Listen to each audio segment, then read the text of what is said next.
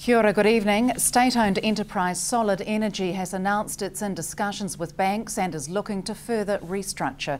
The company is carrying substantial debt and its half-year result will record a significant loss. Solid Energy Chairman Mark Ford says the company is in discussions with banks and Treasury about the debt and equity support required for future operations. He says the restructuring and turnaround plan is being prepared and believes it can provide a sustainable business to meet market conditions. The company says its trading position has continued to deteriorate despite measures to meet the ongoing challenging coal market. Mr Ford says a downturn in the coal market resulted in weak prices, impacting half-year operating results. Nationally, Solid Energy employs 1,200 staff, including 73 in Southland. Police are investigating following an incident involving documents being disclosed to the Defence relating to a drugs operation. In a media statement today, Southland Area Commander Inspector Lane Todd says appropriate and proper blacking out or redactions were made. However, it appears the correct process was not followed, where a paper copy should have been provided, not an electronic copy. Operation Canary ran for 4 years and targeted large-scale cannabis growing across Western Southland, Fiordland and Queenstown lakes. Inspector Todd says police do not believe the privacy or safety of any individual has been compromised, and it's believed to be an isolated case which is being taken seriously. He says given the matter is before the court, police are unable to discuss specifics of what information was disclosed. A better idea of just what it will cost to bring Southland's building stock up to earthquake standards is expected to be known tomorrow. Invercargill City Council is among a group of southern councils which have commissioned 2 reports to look at the cost of earthquake-prone buildings. I spoke to Invercargill Mayor Tim Shadbolt. I can't really discuss what's in the report, but I can say it is very informative. There's a lot of statistics, a lot of data, a lot of information that we didn't really have before. So in terms of letting councils know exactly what's going on at the present time, I think it's a good report, both of them. Why has ICC delayed going out to do assessments? Well, one, we didn't want to panic people. We didn't want this crisis to happen between the people who are leasing the shops and the people who own the shops, for example. We didn't want to cause a sense of unnecessary danger in terms of what needed to be done. What we did, we had to take some form of action, so we just looked at all the buildings where there hadn't been very good maintenance. There were cracks and there were weeds growing in the gutter, and usually if there isn't good maintenance on the outside, often there hasn't been good maintenance on the inside. But that doesn't necessarily follow. We didn't go on to private property, we just did a visual assessment from the footpath.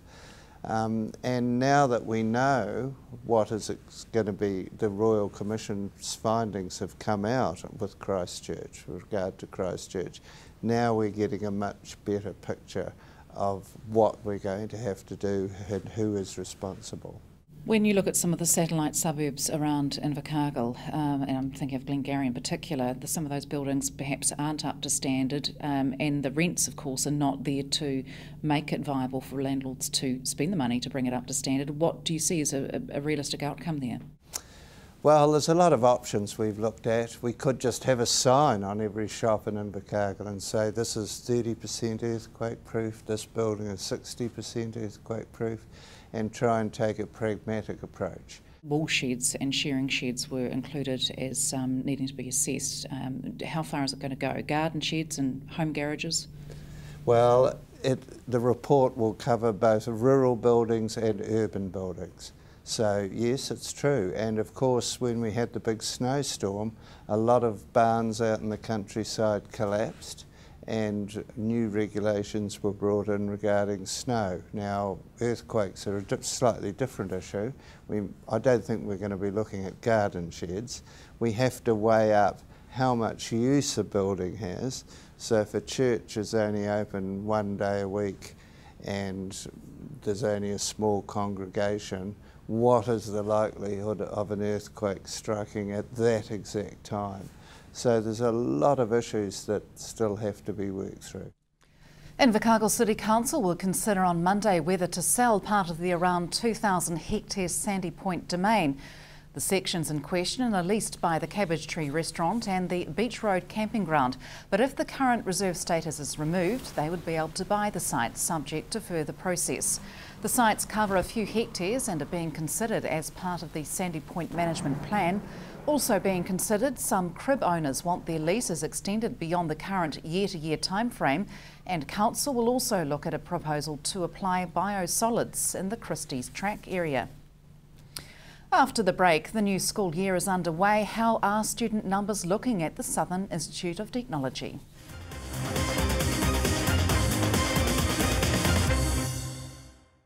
Welcome back. This week is the first full week of classes at the Southland Institute of Technology, with hundreds of students arriving in Invercargill to commence their studies. So just how many students is the Institute expecting in 2013?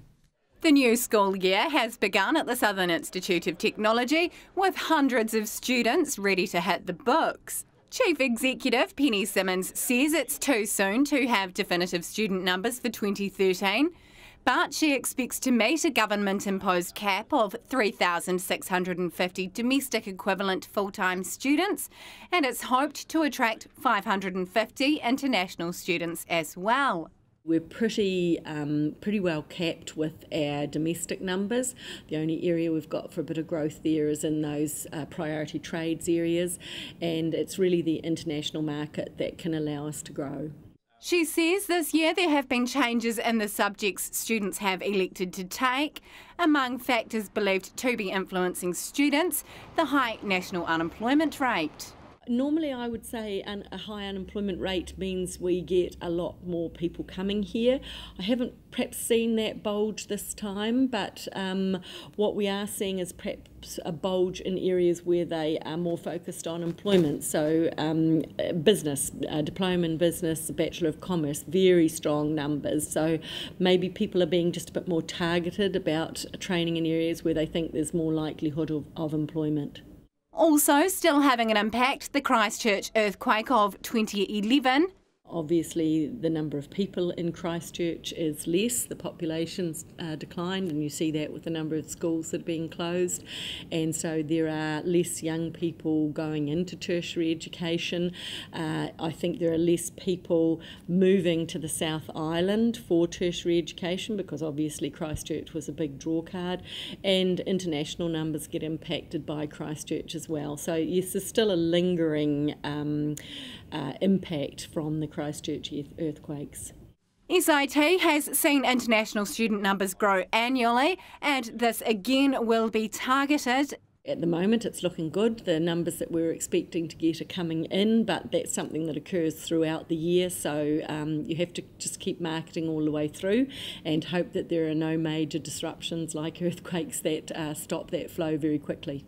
The Institute has lost some funding this year after not meeting performance targets. We were one of a number of polytechnics and universities that did. There was extremes. For example, Massey University lost 1.6 million.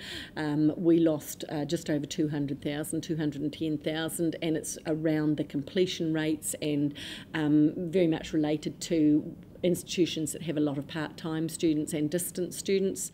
However, while Ms Simmons says the Institute has to be mindful, it won't not take part-time students or give second chances. She says among challenges for the year ahead, student numbers in the trades sector, combating the effects of the Christchurch earthquake and working to budget. Sarah Bedford, South Today News. 7 licensed premises in Te Anau were caught selling alcohol to a minor in a police sting at the weekend. Of the 17 premises visited, only 10 complied with alcohol purchasing laws. 5 failed to ask the 16-year-old for ID, 2 asked for ID but failed to check the details, and in 2 of the cases the teenager was served by the duty manager. Another 3 had no duty manager on site. Sergeant Todd Hollibin of the Te Anau Police says it's a disappointing result. The alleged offences will be reported to the Liquor Licensing Authority. Work has begun on a major upgrade of the water pipeline running between Clifton and Ocean Beach Road and Bluff. The $4.5 million development will see 20 kilometres of pipeline upgraded to allow for future increase in demand. Invercargill City Council Engineering Services Group Manager Russell Keane says the work is expected to take until the end of the year and may cause some disruption to traffic on State Highway 1. He says at times over the next 10 months the road may temporarily be reduced to one lane and motorists may be subject to delays. Autism spectrum disorder affects around 40,000 people and their families in New Zealand. Around 80 families are registered with the Autism New Zealand Southland group, and this number is expected to rise, with a service support coordinator position having been created 6 months ago. Sarah Bedford spoke to Wendy Jenkins about the condition. So autism is a lifelong disability affecting social and communication skills, and people with a disability can also have learning disabilities. The main thing that people struggle with is social, verbal and non-verbal. Change of a routine can be really challenging and they don't have a lot of imagination play. Now, what work does Autism New Zealand actually do to help people with the condition? So my role has been a new funded role since September last year, and I work 20 hours a week. So my main role is supporting and giving information to families. I've had quite a few parents come in with children with Asperger's or autism, and also quite a few teachers who would like resources for their classes to help children that may or may not have an official diagnosis. So in terms of the position here in Southland, why was that set up? It was a dream role of Shona Cook, our president. She'd been wanting someone to be in a paid position for many years, to be able to support families when they need it, because often before that many parents were having their own issues with children with autism, and they often worked or they just didn't always have the time to give the support that was needed. So you have about 80 people that you work with currently. Do you expect that number to grow? Definitely. Since I've been in the role, the number has grown quite significantly since September, and as more people become aware of support, I'm sure the role will grow as well. Now, in terms of the condition itself, do you think it's misunderstood, or do you think there's still a stigma attached to it? I think it can be misunderstood. Often as a parent, you have a child that's misbehaving and people often will reflect that on your parenting skills. And for children, the diagnosis often hasn't been made, and that is challenging as well. Now, this weekend you've got an important fundraising and awareness event coming up as well. Yes, this weekend for the first time, our support group has decided to do a garden party. It's at Hawthorn Gardens from 1 to 3 this Sunday. It's $10 for people to come along or $20 for a family, and they can come along and enjoy the beautiful gardens at Hawthorn Gardens. And that's it from news. Coming up in sport, reaction following the Black Caps loss to England in the second one-dayer last night. From the news team, good night.